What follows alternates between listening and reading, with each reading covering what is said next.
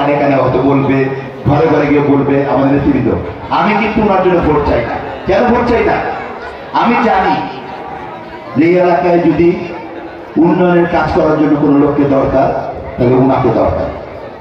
এই এলাকায় যদি সন্ত্রাস নির্মূলের জন্য কাকে দরকার, ওনাকে দরকার। চাঁদাবাজ মুক্ত এই এলাকা যদি করতে চায়, কাউকে যদি দরকার হয়, ওনাকে দরকার।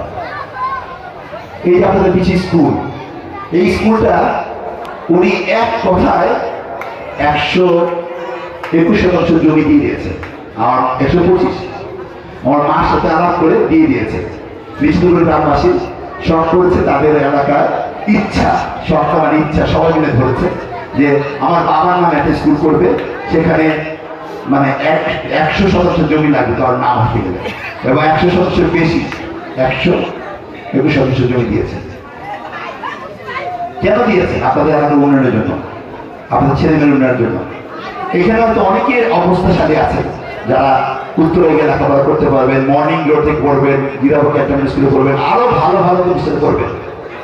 কিন্তু উনি জমি দিয়েছে সেই সকল শ্রমিক ভাই বোনের জন্য, উনি স্কুল করে দিয়েছে সেই সকল শ্রমিক ভাইদের জন্য যারা 64 জেলার লোক এই এলাকায় বসবাস করে, যারা এই এলাকার নিরহ লোক, এই এলাকার নিম্নবিত্ত লোক, যাদের অবস্থা নাই ঢাকায় গিয়ে লেখাপড়া করা, উনি তাদের জন্য জমি দিয়েছেন, উনি তাদের জন্য স্কুল করেছেন।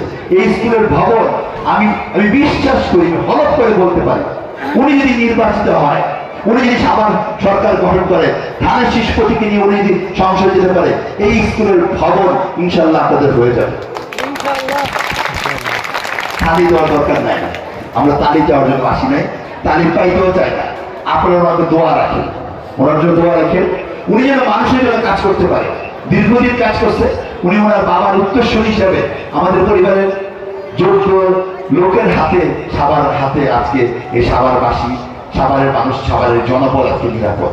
আমরা বিশ্বাস করি, আমার বড় ভাই বলে না, উনি আসলে অনেক ভালো মানুষ, শিক্ষানুরাগী মানুষ, সমাজে কাজ করার মানুষ, আপনাদের পাশে থাকার মানুষ।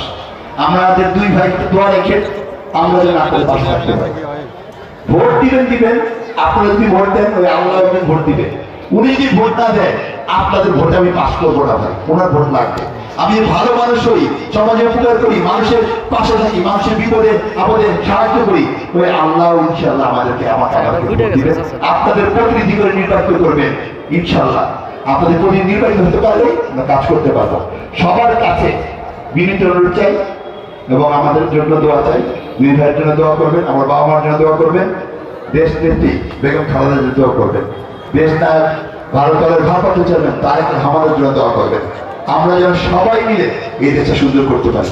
অনেকক্ষণ কথা বলেছি, জানি বিরক্ত হয়েছে, সেই জন্য ক্ষমা চাই। আপনাদের পাশে আমরা থাকতে চাই, আমাদেরকে আপনাদের পাশে থেকে সমাজের কাজ করার সুযোগ করে দেন। সবাইকে অনেক অনেক ধন্যবাদ জানি আর বক্তব্য শেষ করছি।